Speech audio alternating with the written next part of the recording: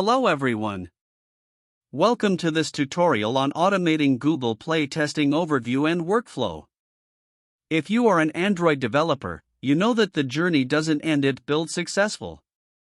The real challenge begins with testing and distribution. Today, we are starting a series on how to completely automate your Google Play console workflow using GitHub Actions and Fastlane. If you've spent some time in Android mobile application development, you must be knowing how painstaking the process is to get your app approved by Google. Once you have arranged for 12 testers, you have to perform a lot of tasks to make your testing active enough. There should be constant communication between the developer and the testers about the test cases and the errors that need to get resolved. For every code change by the developer, the changes have to be pushed to the testing track on Google Play Console. In the software development lifecycle, this process has to be followed all the time. But what if I told you, you can automate uploading builds to save on a lot of time?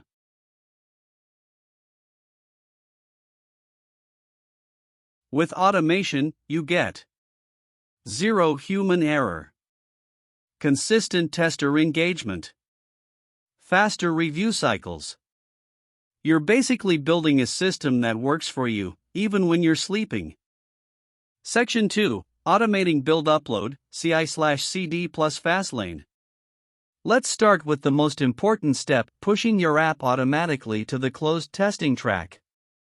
Instead of manually uploading APKs or AAB files, we'll use Fastlane plus GitHub Actions. Before jumping into setup, let us be clear, you're not just uploading an app, you're building a pipeline. Flow looks like this. Code to GitHub Actions to Fastlane to Google Play Console, closed testing. When I push code to GitHub, GitHub automatically triggers a workflow, which runs Fastlane, which uploads my app bundle directly to the closed testing track. No manual steps. No uploading APKs. By automating this closed testing phase, you ensure that your 12 testers always have the latest version of the app without you ever hitting the upload button manually.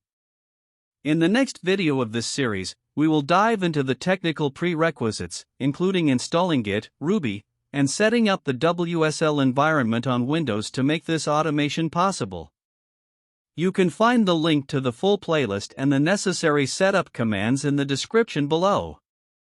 I'll see you in the next tutorial where we start the installation.